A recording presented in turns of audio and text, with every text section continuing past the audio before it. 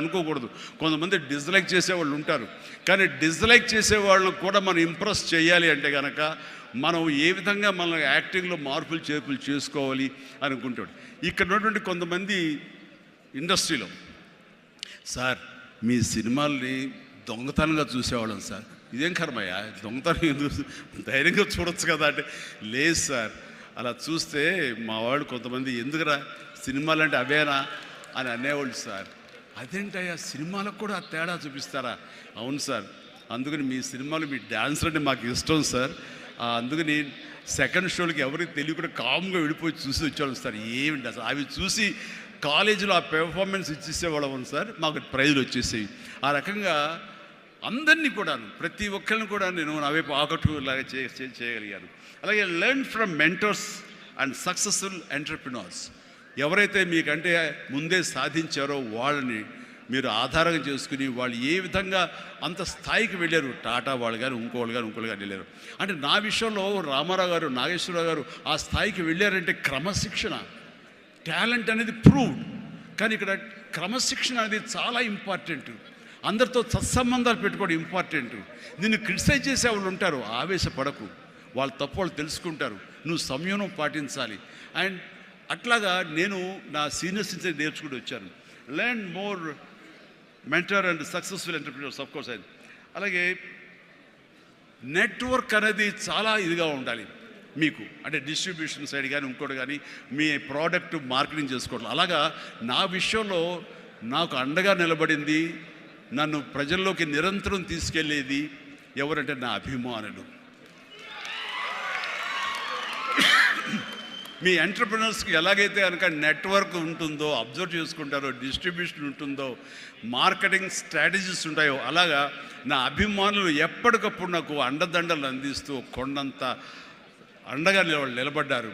వాళ్ళు నా కోసం ప్రాణం ఇచ్చే లెవెల్కి వాళ్ళు ఉన్నారు. నేను అన్నాను, మీరు నాకు ప్రాణం ఇవ్వక్కర్లేదు, మీ యొక్క సహాయ సహకారాలతో రక్తం ఇచ్చి ప్రాణాలు నిలబెట్టండి అన్నాను. ఆ మాట పుణిగి పుచ్చుకుని 25 సంవత్సరాలుగా ఈరోజు కూడా వాళ్ళు రక్తదానం చేస్తూనే ఉన్నారు. వాళ్ళందరికీ నిజంగా జీవితాంతం నేను రుణపడి ఉంటాను.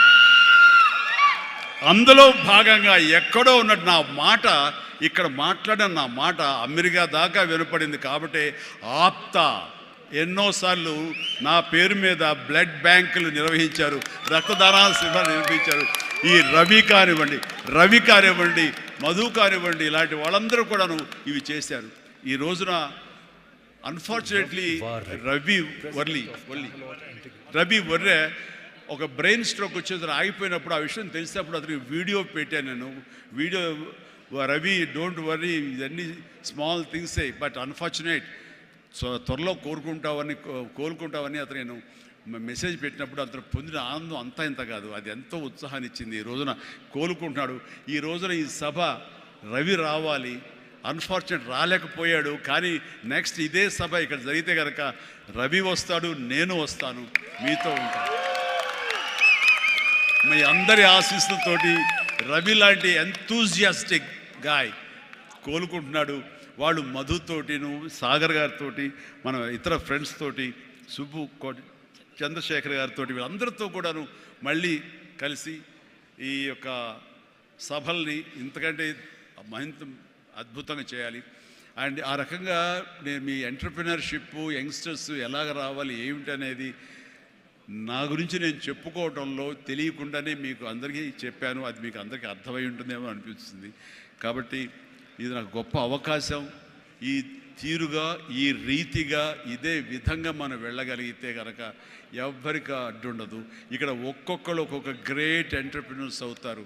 ప్రతి ఒక్కళ్ళు మీ సలహాలు, సంప్రదింపులు మీ సీనియర్స్ తోటి మీరు ఆయా సమయంలో ఇంటరాక్ట్ అవుతూ what to do, what not to do, how to go about it అనేది మీరు తెలుసుకుంటూ ఎప్పటికప్పుడు మీరు అప్డేట్ చేసుకుంటూ, రిస్క్ ఉంటుంది, బట్ మన జీవితాలు కొలాప్స్ అయ్యేలాగా మాత్రం రిస్క్ వద్దు. కానీ మీడియం రిస్క్ తీసుకుంటూ మీరు ముందుకు వెళ్ళకపోతే అభివృద్ధి ఉండదు. సినిమా చిరంజీవి వద్దులే అని నన్ను పక్కన పెట్టి అనుకున్నారో అలాంటి వ్యక్తితోటే నేను రామారావు గారి కంటే ఎక్కువ సినిమాలు ఆయన నాతో చేసేలాగా చేసుకున్నాను.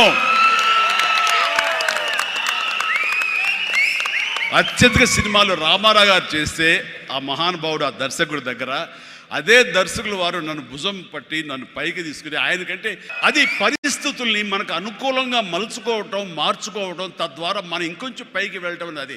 ఆ రోజున డిసప్పాయింట్ అయిపోయి నీ కసి లేకుండా, లేదా ఆ కసిని నెగిటివిటీ పెట్టి మార్చుకుంటే కనుక అది నిన్ను తినేస్తుంది. నువ్వు ఇలాగే ఉండిపోతావు, అలాగే దిగజారిపోతావు, అలాగే కనుమరుగైపోతావు. అలా కాదు, మనం ఎదురు తిరగాలి, పరిస్థితులు మనం అనుకూలంగా మార్చుకోవాలి. అందునే గ్రంథ ఫిలాసఫీ నాకు ఫిలాసఫీ. అండ్ ఎదిగాను పైకి వెళ్తూ వచ్చాను. ఆయన దగ్గరే నా రికార్డులు ఉన్నాయి. అది నా ఫస్ట్ సినిమా, ₹1,00,00,000 చూసిన సినిమా అదే.